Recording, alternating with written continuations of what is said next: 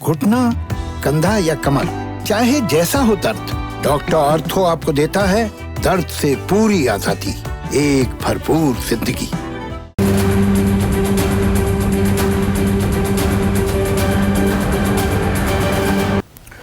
नमस्कार, मैं हूं संदीप चौधरी। आज सबसे बड़ा सवाल में हम बात करेंगे पश्चिम बंगाल की। आप जानते ही हैं पश्चिम बंगाल में विधानसभा चुनाव हो रहे हैं। मैंने ज्यादा चर्चा नहीं की है, लेकिन पश्चिम बंगाल में जिस तरह का माहौल बनाया जा रहा है, तो वो ऐसा लग रहा है कि कोई एक राज्य में सामान्य से विधानसभा चुनाव नहीं हो रहे। ऐसा लग रहा है मानो देश में लोकसभा चुनाव हो रहे हैं। और ये मैं किस लिए कह रहा हूं? क्योंकि पश्चिम बंगाल में 8 चरण में मतदान किया जा रहा है। कल दूसरे चरण का मतदान होगा। 27 तारीख को 30 सीटों पर मत का इजहार किया गया था। अब कल 1 तारीख को 30 और सीटों पर होगा। कुल मिलाकर 294 सीटें हैं। लेकिन कारपेट बॉम्बिंग हो रही है। पश्चिम बंगाल के चुनाव की पल पल की जानकारी आप तक पहुंचा रहे हैं तमाम न्यूज चैनल्स। 8 चरण में मतदान हो रहा है। पिछली दफा 2019 के लोकसभा चुनाव भी 7 चरण में हुए थे। 30-30 सीटों पर भी पूरे दिन की कवरेज हो रही है। कल भी नंदीग्राम में, क्योंकि चुनाव है, तो सुबह 6 बजे से सारे न्यूज चैनल्स शाम को 9-10 बजे तक पश्चिम बंगाल की ही बातें करेंगे। तो एक राज्य में, न जाने कितने राज्य हैं इस देश में, 28 कुल मिलाकर राज्य हैं, वहां पर चुनावों पर इतनी तवज्जो, तरजीह, इतना सूक्ष्म विश्लेषण कभी नहीं किया गया है। तो बंगाल में ऐसा खास क्या हो रहा है? एक तरफ बीजेपी है। पिछली दफा 2016 में बीजेपी के खाते में 294 में से महज 3 सीटें आई थी। लेकिन इस बार दावा किया जा रहा है 200 सीटों का। और बीजेपी के तमाम दिग्गज रैलियों पर रैलियां कर रहे हैं पश्चिम बंगाल में। प्रधानमंत्री नरेंद्र मोदी, गृह मंत्री अमित शाह, रक्षा मंत्री राजनाथ सिंह, नितिन गडकरी, और वहां पर जो उनका संगठनात्मक अमला है वो तो लगातार काम कर ही रहा है। जय श्री राम के नारे भी बुलंद किए जा रहे हैं। मां काली और दुर्गा की जमीन पर भ्रष्टाचार की बात की जा रही है। विकास वहां पर लाने की बात हो रही है। और टीएमसी का बहुत बड़ा काडर, बड़े उनके दिग्गज नेता भी अब बीजेपी के साथ आ चुके हैं। उधर ममता बनर्जी एक जख्मी शेरनी की भूमिका में है। बाकायदा वो व्हील चेयर पर चुनावी प्रचार प्रसार कर रही हैं। अब सवाल यह है कि ममता बनर्जी 2 मई के बाद क्या व्हील चेयर पर ही व्हील चेयर रिडन रह जाएंगी? सत्ता में वापसी नहीं कर पाएंगी? 10 साल से वो सत्ता पर काबिज हैं, या वो बीजेपी को व्हील चेयर पर डाल देंगी? यह अपने आप में एक अहम सवाल है। पर जब ताल ठोकती है बीजेपी, और जबरदस्त ताल ठोकी है, ताल पहले भी ठोकी गई।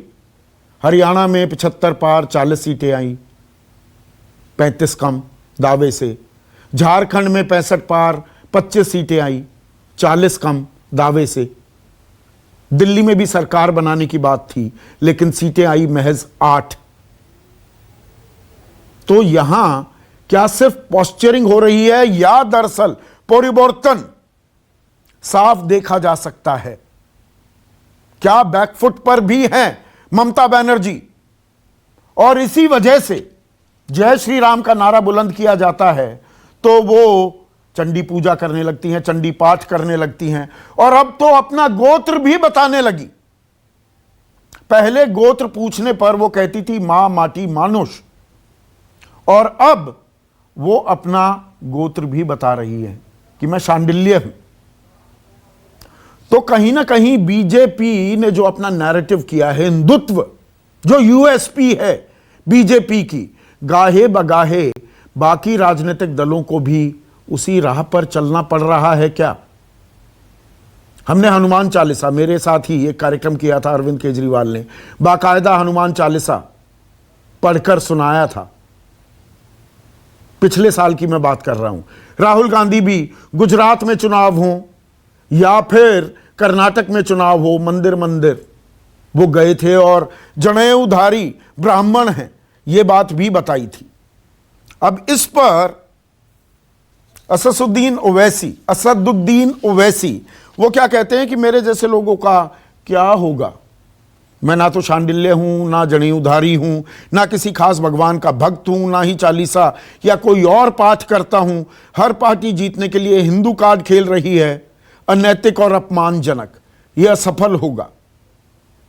लेकिन हिंदू मुसलमान का कार्ड भी खेला जा रहा है या यह विकास के नाम पर चुनाव हो रहा है, और यह चुनाव आने वाले वक्त की राजनीति भी तय करेगा क्या। ममता बनर्जी एक बार फिर तीसरी बार सत्ता पर हैट्रिक लगाती हैं तो क्या वो विपक्ष का चेहरा बन जाएंगी। अभी तक केंद्रीय राजनीति में अगर हम देखें तो मोदी के सामने विपक्ष का चेहरा कौन, विपक्ष के पास कोई चेहरा नहीं दिखता है।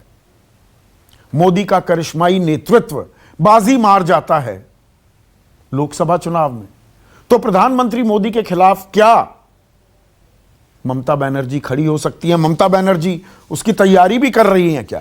यह एक चिट्ठी है जो ममता बनर्जी ने सोनिया गांधी, शरद पवार, एमके स्टालिन, अखिलेश यादव, तेजस्वी यादव, उद्धव ठाकरे, हेमंत सोरेन, अरविंद केजरीवाल, नवीन पटनायक, जगन मोहन रेड्डी, फारूक अब्दुल्ला, महबूबा मुफ्ती को लिखी है कि देखिए जो संघीय ढांचा है उसे तार तार कर रही है बीजेपी।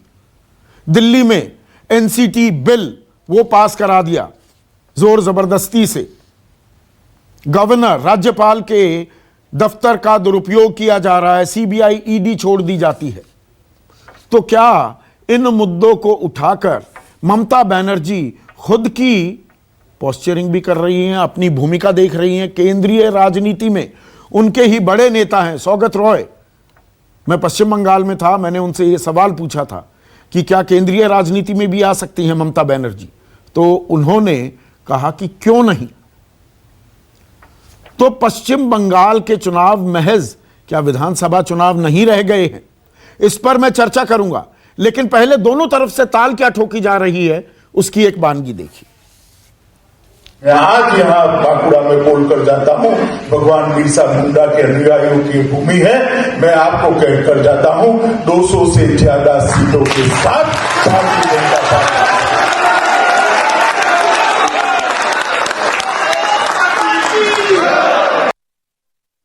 যে গণতন্ত্রের যে যন্ত্রণা স্বৈরাচারীদের হাত থেকে তাকে রক্ষা করার দায়িত্ব পাবলিককে, কমন পাবলিককে তাদের গণতন্ত্র ফিরিয়ে দেওয়ার দায়িত্ব আমাদের অনেক বেশি। অশুভ শক্তি যেন পরাজিত হয়, অশুভ শক্তির যেন বিনাশ হয়। ऐसे में आज का सबसे बड़ा सवाल पश्चिम बंगाल तय करेगा देश की राजनीति, आगे की राजनीति क्या होगी। क्या पश्चिम बंगाल 2 मई को यह तय करने वाला है, और ममता जीती तो क्या विपक्ष का चेहरा बनेंगी।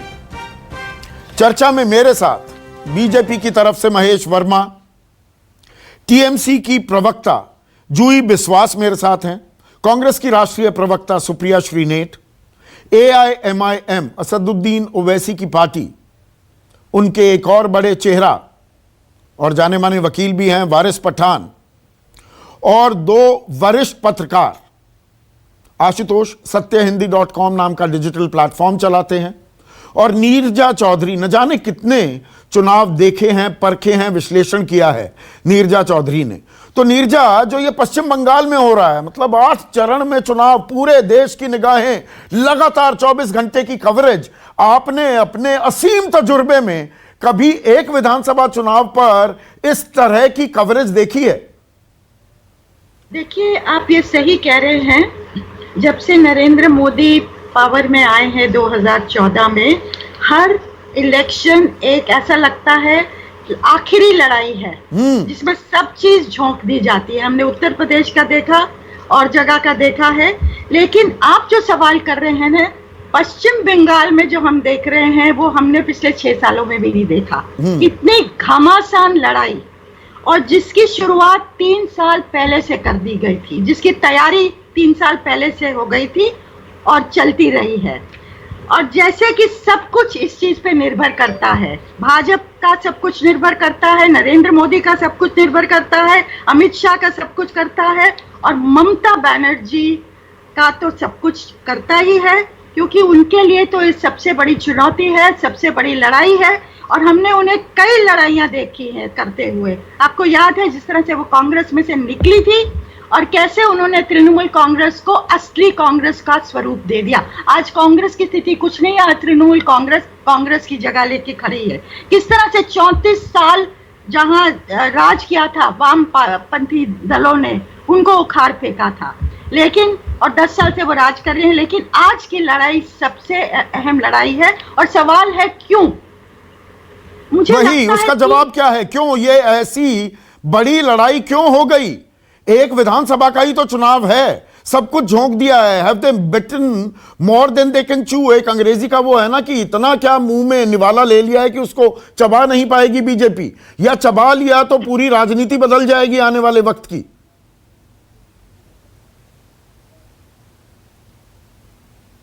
नीरजा, आपसे सवाल था। अच्छा, मेरे से 3 कारण है। मुझे लगता है बंगाल तीसरा सबसे बड़ा स्टेट है, 42 सीटें देता है लोकसभा को, और भाजपा की निगाहें 2024 पे तो हैं, फिर से वापस आना और बिल्कुल बहुत और भी मजबूती से आना, और वो जो उनका एजेंडा है, आइडियोलॉजिकल एजेंडा है, पॉलिटिकल एजेंडा है, उसको पूरा करना। तो एक वो चीज है। Bengal gateway to the east माना जाता है, तो पूरे ईस्ट नॉर्थ ईस्ट में कब्जा करना वो भी उनकी रणनीति का नॉर्थ ईस्ट तो कर लिया ना कब्जा, असम किया, फिर त्रिपुरा भी उनके हाथ आ गया, मिलीजुली सरकारें चल रही है, अरुणाचल नागालैंड में भी, और उड़ीसा भी है, वहां बाकी स्टेट्स है नॉर्थ ईस्ट की। लेकिन तीसरा कारण मैं सबसे महत्वपूर्ण कारण मानती हूँ, और वो है कारण है ममता बनर्जी। ममता बनर्जी आज ऑपोजिशन की सबसे स्ट्रॉन्ग लड़ाकू लीडर उभर के आए हैं, जहां तक बीजेपी का सवाल है। बीजेपी को टेक ऑन करने में आज सबसे बड़ा वो चेहरा ममता बनर्जी है, जो कि जमीन से जुड़ी हुई है, मास लीडर है, और एक बहुत ही फ्रंटल अटैक उन्होंने भाजपा के ऊपर किया हुआ है। तो अगर वो ममता बनर्जी को हरा देते हैं, पछाड़ देते हैं उन्हीं के गढ़ में, तो ऑपोजिशन को और भी डिमोरलाइज कर देंगे, और जो उनका एम है, उनका गोल है वन पार्टी डोमिनेंट इंडिया, उसकी तरफ वो और अग्रसर हो जाएंगे। अगर ममता बनर्जी खड़ी रहती हैं इतने बड़े अटैक के बावजूद, तो एक नई जान फूंक सकता है ऑपोजिशन पॉलिटिक्स में भी। तो ये सारा चुनाव 2021 का ममता बनर्जी के आसपास घूमने लगा है, ये भी अजीबोगरीब। बिल्कुल, ममता बनर्जी क्या चेहरा बनेगी, मैंने ये सवाल भी इसीलिए पूछा है। और आशुतोष, अभी हम फ्लैश कर रहे थे ब्रेकिंग न्यूज में, प्रकाश जावड़ेकर, केंद्रीय मंत्री प्रकाश जावड़ेकर कह रहे हैं कल के बारे में, नंदीग्राम में कल वोट डाले जाएंगे। उन्होंने कहा है कि कल इतिहास बदलने वाला है। तो मतलब नंदीग्राम में भी जितनी ताकत झोंक दी गई है कि नंदीग्राम, चाहे ऐसा लग रहा है कि पश्चिम बंगाल हार जाओ, नंदीग्राम से ममता बनर्जी को हराना सबसे जरूरी हो गया है। वहां पर मिथुन चक्रवर्ती भी, अमित शाह भी, तमाम लोग, शुभेंदु अधिकारी तो कर ही रहे हैं प्रचार, क्योंकि वो उम्मीदवार हैं ममता बनर्जी के खिलाफ, पर नंदीग्राम पर भी पूरी ताकत झोंक दी है बीजेपी ने। देखिए संदीप, महत्वपूर्ण बात यह कि भारतीय जनता पार्टी सिर्फ चुनाव जमीन पे नहीं लड़ती, बल्कि बहुत वो माइंड गेम में भी बहुत आगे है। एक जमाने में ऑस्ट्रेलिया की टीम के बारे में कहा जाता था कि वो माइंड गेम बहुत अच्छा खेलती है, मेंटल डिसइंटीग्रेशन करती है, और अपोजिशन को जो सामने खिलाड़ी होते हैं उनको वो मेंटली डिस्टर्ब करने की कोशिश करती है, वो उनकी रणनीति का एक हिस्सा होता है। भारतीय जनता पार्टी आज की तारीख में मीडिया के माध्यम से उस साइकोलॉजिकल वॉर को बहुत सक्सेसफुली करती है, और उस साइकोलॉजिकल वॉर में आज की स्थिति यह हो गई कि ममता बनर्जी को पिछले 4-5 दिनों में नंदीग्राम में जाके बैठना पड़ रहा है और वहां कैंपेनिंग करनी पड़ रही है। यह सच्चाई, उसको एक्सेप्ट करना पड़ेगा। और मुझे लगता है भारतीय जनता पार्टी की इस बात को लेकर तारीफ करनी चाहिए, जो मैंने बहुत पहले अपनी किताब में लिखा था कि नरेंद्र मोदी हर लड़ाई एक ग्लैडिएटर की तरीके से लड़ते हैं। वो इस तरीके से लड़ते हैं जैसे ये उनकी जिंदगी की आखिरी लड़ाई है, अगर हार गए तो खत्म हो जाएंगे। और यही उनकी उनकी जीत का सबसे बड़ा कारण भी है, और इसी बात को उन्होंने पूरी भारतीय जनता पार्टी में लगा दिया। पर विधानसभा चुनावों के अतीत पर नजर डाले, मैंने थोड़ा सा इशारा भी किया था, झारखंड में 65 पार मिली, 25, हरियाणा में 75 पार मिली, 40 बमुश्किल जेजेपी के साथ सरकार बनाई, दिल्ली में सरकार बनाने का दावा, मिली 8 सीटें, 62 के साथ अरविंद केजरीवाल जीत गए। विधानसभा चुनाव में परफॉर्मेंस अच्छी नहीं रही है बीजेपी की। देखिए संदीप, जो बात आप कह रहे हैं वो मुझे लगता है कि हमारे बहुत सारे जो एक्सपर्ट हैं उस बात को एक्सेप्ट नहीं करते, लेकिन मैंने गोवा से लेकर अभी तक बिहार तक के चुनाव का आकलन किया है, और कम से कम 13 राज्य ऐसे हैं गोवा के बाद से जहां पे भारतीय जनता पार्टी जब लोकसभा के चुनाव में जितने वोट पाती है, विधानसभा के चुनाव में 8% से लेकर 24% तक वोट वो लूज कर जाती। मैं फिर रिपीट कर रहा हूं, मिनिमम 8% वोट वो लूज करती है और मैक्सिमम 24% वोट लूज करती है। झारखंड के चुनाव में भारतीय जनता पार्टी के पार्लियामेंट के चुनाव के विधानसभा के चुनाव में 24% का गैप आया था और भारतीय जनता पार्टी वहां चुनाव हार गई थी। दिल्ली के चुनाव में जहां पे भारतीय जनता पार्टी को पार्लियामेंट के चुनाव 2019 में 57% वोट मिले थे, वहां विधानसभा के चुनाव में सिर्फ 39% उसको वोट मिला, 18% वोट की कमी आई। तो यह भारतीय जनता पार्टी अच्छी तरीके से समझती है। तो भारतीय जनता पार्टी एक दूसरा एक्सपेरिमेंट कर रही है। भारतीय जनता पार्टी वो एक्सपेरिमेंट कर रही है जिसकी तरफ लोगों का ध्यान नहीं है। आपको याद होगा कि 2013 में आम आदमी पार्टी दिल्ली में इसलिए नहीं जीत पाई क्योंकि लोगों को इस बारे में यकीन नहीं था कि एक नई पार्टी, बिल्कुल नई पार्टी जिसका कोई वजूद नहीं है, वो चुनाव जीत सकती है, और 29 सीटें मिली थी। लेकिन 2015 में आम आदमी पार्टी पर लोगों को भरोसा आया और उसने भारतीय जनता पार्टी जैसे एस्टैब्लिश पॉलिटिकल पार्टीज को 67 सीटें लेकर बुरी तरीके से परास्त किया था। बीजेपी दरअसल उसी गेम को बंगाल में खेलना चाहती है, और बीजेपी क्योंकि पिछली बार 2016 के चुनाव में उनको सिर्फ 3 सीटें मिली थी, सिर्फ 3 विधानसभा की सीटें मिली थी, 10% वोट मिला था। लेकिन पार्लियामेंट के चुनाव में 30% वोटों का इजाफा होता है, और अगर वो इस गेम में कामयाब हो गई, अगर उसने कन्विंस कर दिया पश्चिम बंगाल के लोगों को कि वो जीत सकती है, ममता बनर्जी को हरा सकती है, तो यह ममता बनर्जी के लिए बहुत बड़ी दिक्कत होने वाली है। लेकिन अगर वो कन्विंस नहीं कर पाई तो ममता बनर्जी के लिए बहुत आसानी। इसलिए जो साइकोलॉजिकल वॉरफेयर जो चल रहा है कि ममता को नंदीग्राम में पकड़ लो और पूरे मीडिया में प्रोजेक्शन कर दो कि भारतीय जनता पार्टी जीत रही, ये उस गेम का हिस्सा है। अगर ममता इस जाल में फंस गई तो यकीन मान लीजिए ममता के लिए आगे का रास्ता बहुत मुश्किल होगा। तो बड़ा जुआ खेल रहे हैं महेश वर्मा आपकी पार्टी पश्चिम बंगाल में। नहीं, हम कोई जुआ नहीं खेल रहे हैं, हम वहाँ जनता के साथ खड़े हैं। जनता बना ममता का जो वहाँ माहौल है उसके साथ कहीं ना कहीं भारतीय जनता पार्टी जो है जनता के साथ कंधे से कंधे मिलाकर वहाँ अपनी लड़ाई लड़ रही है। निश्चित रूप से अगर हम लोकसभा के चुनाव में 41% वोट लेने में सफल रहे हैं तो कहीं ना कहीं उसको सामने रख के हम चुनाव तो लड़ेंगे ही। आशुतोष जी अपना एनालिसिस कर ली है, वो अलग बात है। लेकिन पश्चिम बंगाल के मामले में एक बात मैं जरूर कहूंगा, वहाँ जो है अभी तक पश्चिम बंगाल की राजनीति जो है नारों पे बात पे, कभी साम्यवाद पे, कभी समाजवाद पे, कभी किसी बात पे, कभी किसी बात पे चलती रही और उसको चलाया गया। और इस राज्य को एक तरह से जो हमारे देश में एक जीडीपी का बहुत बड़ा कंट्रीब्यूटर था उसको बर्बाद कर दिया गया। अब रही बात कि आज की डेट में भाजपा, तो आप भी तो जय श्री राम के नारे ही बुलंद कर रहे हो, राष्ट्रवाद, जहां सब नेशनलिज्म एक बड़ी धारा है, वहां आप राष्ट्रवाद और जय श्री राम के नारे लगवा रहे हैं। आप भी तो वही कर रहे हैं।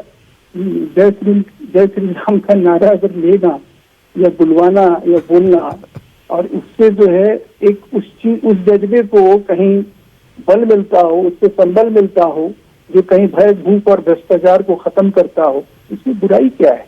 ये तो अच्छी बात है ना कि उस चीज को खत्म करने के लिए अगर एक नारा भगवान श्री राम का अगर नारा जो है उसको कहीं ना कहीं जनता को जागरूक कर रहा है, उस अभियान को तेज कर रहा है, तो उसकी कोई बुराई नहीं है। लेकिन मैं ये नहीं एनआरसी को लेकर असम में कुछ और आपकी वाणी है, पश्चिम बंगाल में वाणी कुछ और है, अंतर्राष्ट्रीय भूमि से भी, बांग्लादेश से भी चुनाव प्रचार हो रहा है।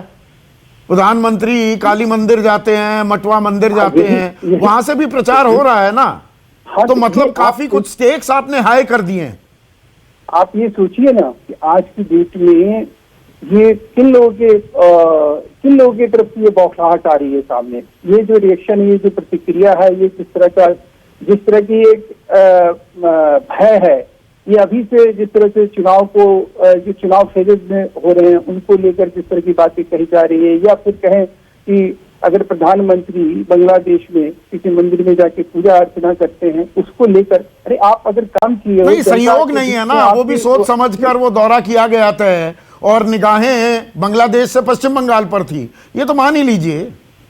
नहीं, हम इसको क्यों माने? अच्छा। आप इस तरह से उस चीज को समझने की कोशिश करिए कि वहाँ एक बिगर पर्व था, उसमें बुलाया गया था बांग्लादेश के प्रधानमंत्री द्वारा, उनका न्योता था, उसमें गए प्रधानमंत्री, अपने व्यस्ततम चुनाव चल रहा है उसमें भी जाकर वहाँ भारतीय थल सेना की भी उन्होंने प्रशंसा करी है। हाँ। ये नहीं है मुजीबुर रहमान जी का बंग बंधु, उनकी भी प्रशंसा करी है, तो वो बात बिगर है। लेकिन संदीप भाई, एक मैं आपको बात बताना चाह रहा हूँ कि एक प्रयोग बीजेपी का सफल रहा, जो आशुतोष जी जैसे सीजन और अच्छे पत्रकार को थोड़ा सा उसके ऊपर विश्लेषण और विचार करना चाहिए। अब वो दौर नहीं रहा कि आप 70 साल की राजनीति को आज के स्टेज में जो जनता के मानसिकता को समझ के बात करनी चाहिए, वो है विकासवाद।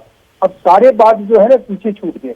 अब विकास की बात जो करेगा, जो विश्वास की बात करेगा, जो सबके साथ तो जो टीएमसी आप कहते हैं विकास नहीं कर पाई, टीएमसी के बड़े बड़े नेता कार्यकर्ता तो आपने अपने यहाँ बुला लिए, जिन लोगों ने विकास नहीं किया, जो आप कहते हैं टीएमसी भ्रष्टाचारी टोलाबाजी करती है ये पार्टी, उनके तमाम बड़े नेता आपने यहाँ बुला लिए, उनको गंगा नहला दिया, वो पवित्र हो गए और रेजिड्यू रह गया टीएमसी में।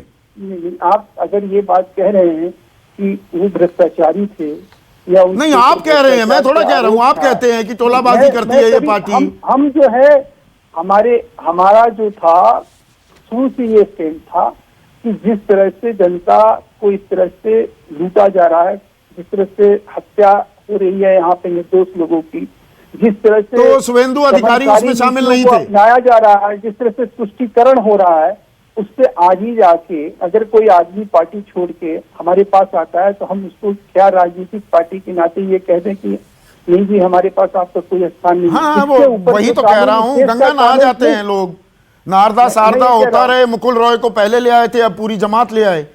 क्या हमने मुकुल राय को पार्टी में शामिल करने के बाद उनके ऊपर अगर कोई आरोप है, एलिगेशन है, उनके ऊपर कानूनी रूप से नहीं, आपकी पार्टी में आते ही सारे ईडी सीबीआई वगैरह सब शांत हो जाते हैं, नहीं होते? शांत नहीं।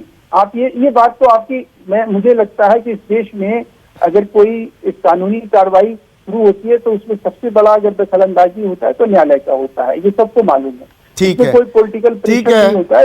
अब एक सेकंड, जूही विश्वास, अब ये इतना हाई स्टेक गेम हो गया है, इतना बड़ा खेल हो गया, ये खेला होबे जो कह रहे हैं, खेला होबे से ऊपर चला गया, ऊपर इतना चला गया कि जो हिजाब पहना करती थी ममता बनर्जी अब चंडी पाठ करने लगी हैं, बताने लगी हैं मेरा गोत्र शांडिल्य है। बीजेपी की यूएसपी को भी को-ऑप्ट करने की कोशिश है आपकी। पहले ही आपको कहना चाहता हूँ कि ममता बनर्जी अगर हिजाब पहनते हैं, कलमा पाठ करते हैं, तो चंडी पाठ भी बहुत अच्छे से कर सकती है। दुर्गा पूजा में, बंगाल में जो सबसे बड़ा उत्सव है दुर्गा पूजा में, सबसे ज्यादा दुर्गा पूजा का अगर कोई इनॉग्रेशन करते हैं, 3 से 4 दिन इनॉग्रेशन प्रोग्राम जो होता है, तो उनका नाम है ममता बनर्जी। सबसे ज्यादा अगर बोलते हैं तुष्टीकरण की राजनीति कर रहे हैं, अगर इमामों को भत्ता मिलता है तो यहाँ पर जो पुजारी है उनको भी भत्ता मिलते हैं। तो ये जो तुष्टीकरण की जो बात बीजेपी करती है और हिंदू गेम एक कार्ड जो खेलते हैं, तो आज ये इनका कोई कॉपीराइट आपको भी खेलना पड़ गया ना, यही तो एक हकीकत है। बीजेपी ने अपने एजेंडा पर खेलने के लिए मजबूर कर दिया बाकी पार्टियों को। बीजेपी का हिंदुइज्म कोई कॉपीराइट नहीं है। हिंदुत्व सभी का धर्म है, देश में जो जिनका धर्म है वो अपना धर्म पालन करेगा। और ये कॉन्स्टिट्यूशन के कोई में लिखा नहीं है कि गोत्र नहीं बोल सकती है, कहीं पे वो पूजा पाठ नहीं कर सकती है, चंडी पाठ नहीं कर सकती है। तो यहाँ पर जो भी दीदी ने किया है, ये निर्वाचन जो चुनाव है, चुनाव की जो रैली है, उनको मद्देनजर रखते हुए जो भी परिस्थिति बंगाल में बने हैं, तो उसी को परिस्थिति को देखते हुए दीदी ने किया है। तो इसमें गलत क्या है? अगर कोई अपने गोत्र बोलती है तो इसमें गलत क्यों बोला जा रहा है? अगर वो अपनी गोत्र बताती है तो इसमें गलती कुछ नहीं है। कोई भी अपना धर्म पालन कर सकती है देश में, कॉन्स्टिट्यूशन के दायरे में रखते ही वो अपनी काम कर रही है। तो इसमें तो हमको नहीं लग रहा कि गलत काम दीदी ने किया है। व्हील चेयर पर प्रचार कर रही हैं, व्हील चेयर पर तो नहीं रह जाएंगी 2 मई को ममता बनर्जी। देखिए, अगर किसी को चोट लगता है, कोई महिला के ऊपर चोट लगती है, तो उनको ऊपर संवेदनशील होना चाहिए। लेकिन बीजेपी उसको मुद्दा बना रहे हैं कि चुनाव प्रचार व्हील चेयर में कर रही है। नहीं, बीजेपी नहीं, कांग्रेस भी बना रही है। कांग्रेस भी बना रही है। अधीर रंजन चौधरी कह रहे हैं ये राजनीतिक पाखंड है। जो भी बोलना चाह रहे हैं उन लोगों को आगे पहले सोच के बताना चाहिए कि एक महिला मुख्यमंत्री, देश के एकमात्र महिला मुख्यमंत्री को चोट लगी है। अगर अपने आप देखिए टीएमसी को स्टार कैंपेनर कौन है? मुख्यमंत्री ममता बनर्जी खुद है। वो अपने आप को पैर टूरा के तो कैंपेनिंग बंद नहीं करेगी, तो जाहिर सी बात है उनको चोट लगी है। But she is a fighter, वो फाइटर है, वो चैलेंजर है, हमेशा से उन्होंने चैलेंज ली है। तो हमेशा हमको भी लगता है नहीं, सब पर आरोप लगा रहे हैं चुनाव आयोग सरकार के इशारे पर काम कर रहा है जी। डीजीपी को क्यों हटा दिया गया, इसलिए मुझे चोट लग गई। गवर्नर तो सरकार के माउथपीस बने हुए हैं, ईडी सीबीआई के छापे। केंद्रीय राजनीति में भूमिका चाहती हैं क्या ममता बनर्जी, जो ये एक जामा ओढ़ रही है? ये तो ड्रामा है, क्या असलियत है पूरा देशवासी को पता है। आपने देखा है इलेक्शन से पहले ईडी और सीबीआई से क्या उन्होंने छापा मनाया है, सबके घर में जाके टीएमसी के लीडर्स के घर में जाके उन्होंने छापा मनाया है। तो कोई नया बात नहीं है। और आप देख रहे हैं वहां पर जो दीदी को चोट लगी थी, पहले दिन उन्होंने बताया कि धक्का धुक्की में हमको चोट लग गई, 4-5 दिन धक्का धुक्की की। तो नेक्स्ट दिन उन्होंने बोला दिस इज एक्सीडेंट, और ये एक्सीडेंट था। तो दीदी ये जो चुनाव प्रचार करी है, हमको लग रहा है केंद्रीय राजनीति पर निगाहें हैं क्या ममता बनर्जी की? जूही विश्वास, मेरा सवाल बिल्कुल सीधा था। क्यों नहीं केंद्रीय राजनीति पहले से ही बहुत सक्रिय थी। वो रेल मंत्री रह चुकी है भारत सरकार की, वो पार्लियामेंट मेंबर रह चुकी है। तो केंद्रीय राजनीति में क्यों नहीं निगाह रहेंगे? क्यों नहीं? ये केंद्रीय राजनीति में ये विपक्ष का चेहरा बनेंगी क्या? सुप्रिया, आपके पास आ रहा हूं, लेकिन वारिस पठान, ये बीजेपी ने जो एक हिंदुत्व का एजेंडा सेट किया है, गाहे बगाहे सभी को उसी की राह पर चलना पड़ रहा है। मैंने राहुल गांधी का जिक्र किया, अरविंद केजरीवाल, अब ममता बनर्जी भी अपना बताने लगी कि मेरा गोत्र शांडिल्य है।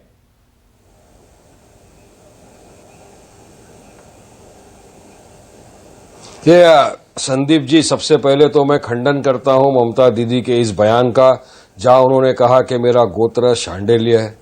ये तो गलत है। ये सेक्युलरिज्म और प्लुरलिज्म को खतरा पैदा करता है हमारे देश का। ये एक अपर कास्ट का अपीसमेंट कर रहे हैं, ये मेजोरिटेरियन पॉलिटिक्स करने की कोशिश कर रहे हैं। अब वहां पर ही 27% मुसलमान लोग हैं, 22% हमारे दलित भाई बहन लोग हैं, जिनका कोई वर्णा नहीं है, कोई गोत्रा नहीं है। तो उनका क्या होगा बताइए आप मेरे को। तो ये चुनाव के अंदर ऐसा लग रहा है संदीप जी, ये चुनावी मजबूरी हो गई है क्या सब राजनीतिक दलों की? और टीएमसी ये साबित करने की कोशिश कर रहे हैं कि बड़ा हिंदू कौन। हाँ, ये मजबूरी हो गई है क्या? नहीं, मैं बता रहा हूं ना आपको। हाँ। ये एक रेस चल रही है ये साबित करने के लिए कि बड़ा हिंदू कौन। मोदी जी बोलते मैं हूं, तो ममता दीदी ने अपना गोत्रा शांडिल्य बताया, तो कहीं राहुल गांधी अपने आप को जनेधारू बता रहे हैं। ये सब एक सिर्फ पोलराइजेशन के लिए, अपीजमेंट के लिए मेजोरिटेरियन पॉलिटिक्स कर रहे हैं, क्योंकि इनके पास वजह है। संदीप भाई, मैं आपको ये वजह बता रहा हूं। जब लोग इनसे सवाल कर रहे हैं डेवलपमेंट की, तो इनके पास जवाब नहीं है। लोग बीजेपी से पूछ रहे हैं कि पेट्रोल, डीजल, गैस का भाव इतना बढ़ रहा है, कब कम होगा, उनके पास जवाब नहीं है। लोग सवाल कर रहे हैं भाजपा के साथ कि आपने कहा था 15 लाख रुपया आ जाएगा, नहीं आया। 2 करोड़ लोगों को आप रोजगार प्रोवाइड करने वाले थे, वो ये प्रोवाइड नहीं कर सक रहे। आज अनप्लान्ड लॉकडाउन की वजह से देश की आर्थिक स्थिति और खराब हो चुकी है, उनका इनके पास जवाब नहीं है। और टीएमसी का तो आपने देख लिया कि अगर आपको इसी तरह की अपीसमेंट पॉलिटिक्स करना है अपर कास्ट की, ब्राह्मण्स की, तो आप फिर मुसलमानों के पास क्यों जाती है वोट मांगने के लिए ममता दीदी? और आपका तो मेरे पास पूरा बायोडाटा है, आज भी 80% जो मुसलमान वेस्ट बंगाल में है उसका पगार 5,000 रुपए के कम है। तो क्या आपने किया इतने सालों के अंदर? आप अपने आप को कहां पाते हैं? आप बीजेपी को भी गरिया रहे हैं, ममता पर भी सवाल उठा रहे हैं। बिहार में जैसा असदुद्दीन ओवैसी जितने सक्रिय थे, उतने सक्रिय अभी पश्चिम बंगाल में नहीं दिख रहे हैं। कोई खास वजह है या आपको बता दिया गया है आपके लोगों द्वारा कि 2023 के पंचायती चुनाव में थोड़ा दखल देना और फिर लोकसभा चुनाव लड़ना, ऐसा तो नहीं बोल दिया वहां पर? नहीं संदीप जी, नहीं संदीप जी, आपकी बात सही नहीं है। अभी हमारे पार्टी के प्रेसिडेंट 3 दिन पहले मुर्शिदाबाद में थे, एक सभा को उन्होंने संबोधित किया, काफी लोगों का प्यार मिला। नहीं, बिहार में हेलीकॉप्टर लेकर लगातार जो उड़ रहे थे वैसे नहीं उड़ रहे आजकल पश्चिम बंगाल में। आपके सामने आएगा। देखिए हर तरफ क्या हो रहा है संदीप भाई। नहीं, हम लोग उड़ेंगे, बहुत अच्छी रीत से उड़ रहे हैं संदीप भाई। हर तरफ ये हो रहा था कि कल तक बीजेपी थी एक तरफ टीएमसी कांग्रेस लेफ्ट पार्टियां थी, लोगों के पास कोई विकल्प नहीं था, कोई ऑप्शन नहीं था। आज एक एमआईएम इस तरह से उभर रही है लोगों के सामने, चाहे बिहार हो, चाहे गुजरात हो या पश्चिम बंगाल की आप बात देख लो, तो ये एक लोगों के सामने विकल्प की तरह आ रहे हैं। लोगों के पास एक ऑप्शन है, कल तक जो ऑप्शन नहीं था हम एक बेटर ऑप्शन प्रोवाइड कर रहे हैं लोगों को, और चुनाव लड़ना चाहिए। यही ऑप्शन की लड़ाई है। अब सुप्रिया श्रीनेट स्क्रीन पर। सुप्रिया, ये जो इतनी जबरदस्त जंग जो संग्राम चला हुआ है पश्चिम बंगाल में, क्या ये आने वाली राजनीति, देश की जो राजनीति है उसकी दशा दिशा तय करेगा? क्या इसीलिए इतनी ताकत, इतनी जोर आजमाइश हो रही है? मुझे लगता है कि मैं दो चार बातें जरूर कहना चाहती हूं इस चुनाव के बारे में। मुझे लगता है कि बंगाल का जो चुनाव है और जिस तरह का नैरेटिव वहां बिल्डअप हुआ है, इतना स्तरहीन, इतना तर्कहीन, इतना मुद्दा विहीन चुनाव कभी नहीं लड़ा गया है। भाजपा ने तो शर्म की हर हद पार कर दी है। भाजपा ने वहां भगवान राम और देवी दुर्गा को भी लड़ा दिया। आज ममता दीदी को यह कहना पड़ रहा है अगर ज्यादा काम किया होता तो शायद मुद्दों की बातें होती आज बंगाल में। बंगाल में दुर्गा देवी की अस्तित्व को ही पूछ लिया गया। बंगाल में बीजेपी के कुछ लीडर्स पर बड़े गहरे आक्षेप, जिसमें यौन शोषण का मामला और टिकट पर पैसे लेकर देने का मामला है, उस पर अभी तक हमने बीजेपी की चुप्पी टूटते हुए नहीं देखी है। बंगाल में हर घर को एक सरकारी नौकरी मिलेगी भाजपा शासन द्वारा, कोट एंड कोट, लेकिन पूरे देश में बेरोजगारी बढ़ेगी। 7 साल से सत्ता में ये लोग हैं। बंगाल में सीएए लागू होगा, असम में उस पर सुई पटक सन्नाटा रहेगा, तमिलनाडु पर नकार दिया जाएगा कि नहीं ऐसा नहीं है, अपने मैनिफेस्टो तक में नहीं डाला जाएगा। तो मुझे ऐसा लगता है कि जो राम राज्य की बात करते हैं वो एक लाइन भूल जाते हैं, दैहिक दैविक भौतिक तापा, राम राज नहीं काहू व्यापा। वहां पर कोई दुखी नहीं होना चाहिए, कोई परेशान नहीं होना चाहिए। आपने तो लोगों को मंदी से मार डाला, अब महंगाई से कमर तोड़ रहे हैं, तो आप कौन से राम राज्य की बात करते हैं? आप तो हिंदुओं को आपस में लड़ा रहे हैं, देवी के उपासक को और भगवान राम के भक्तों को लड़ा रहे हैं। ये असल में ढोंगी हिंदू हैं, ये धर्म के ठेकेदार बनते हैं, इनको धर्म की तन। तो आप किस तरफ हैं? आप कहां खड़े हैं बंगाल की इस लड़ाई में? अगर सुई की नोक बराबर बीजेपी के साथ तो नहीं है, टीएमसी के साथ है क्या सुप्रिया आप?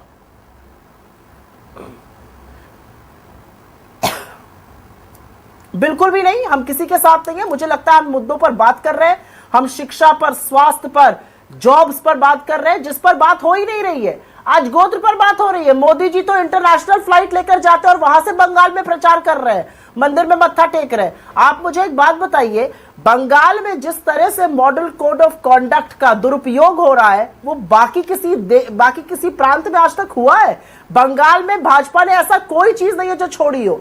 बंगाल में कोविड जबरदस्त तरीके से फैल रहा है। मैं शो में आने से पहले देख रही थी 190 क्या होगा कोविड महामारी की ये सेकेंड वेव का, किसी को चिंता नहीं है। सब लोग चुनावी दौरा कर रहे हैं, सरकार के सारे मंत्री। किसी को चिंता नहीं है, सब लोग चुनावी दौरा कर रहे हैं, सरकार के सारे मंत्री। सरकार को इसके बारे में कोई चिंता नहीं है। अच्छा, इसीलिए राहुल गांधी पश्चिम बंगाल नहीं जा रहे हैं, असम जा रहे हैं, केरल जा रहे हैं, भाजपा, पर पश्चिम बंगाल नहीं जा रहे राहुल गांधी। सारी कमान अधीर रंजन चौधरी संभाल रहे हैं और बाकी आपके पास बैसाखी है सीपीएम की। ये भ्रांति भी मैं दूर कर दूं, नहीं, ये भ्रांति भी मैं आपकी दूर कर दूं। हमारी जो सीटें, जो 90 सीटें 92 सीटें हमें मिली हैं, वो लास्ट 3 फेजेस में 27, 28, 29 के आसपास है। इसलिए हमारे नेता वहां पर बाद में जाएंगे। जो पहले फेजेस के चुनाव है, चाहे वो तमिलनाडु हो, केरल हो, असम हो, जहां पर फेज वाइज इलेक्शन हो रहा है और जल्दी के चुनाव है, वहां पर अभी वो जा रहे हैं। वो बंगाल में जाएंगे क्योंकि हमारे जो चुनाव है वो लास्ट के फ्यू फेजेस। पर विपक्ष की कमान संभालने की पहल कर दी है क्या ममता बनर्जी ने, जो सोनिया गांधी, शरद पवार, एमके स्टालिन, तेजस्वी यादव, जगनमोहन रेड्डी, फारूक अब्दुल्ला, सबको वो जो चिट्ठी लिख रही हैं, राष्ट्रीय स्तर पर विपक्ष की कमान संभालने की भूमिका में आ गई हैं क्या ममता बनर्जी?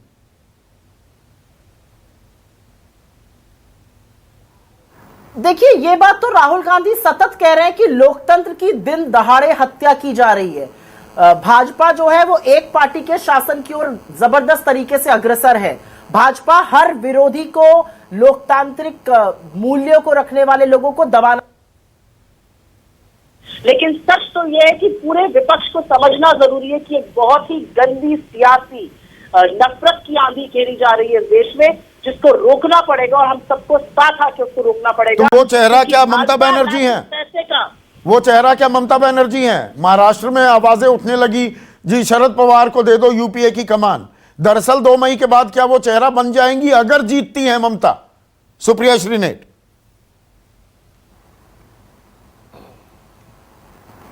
देखिए, ऐसा है कि मैं पूरे सर्वसम्मान और पूरी रिस्पेक्ट और ह्यूमिलिटी से एक बात कहना चाहती हूं कि कांग्रेस ही एक राष्ट्रीय पार्टी है।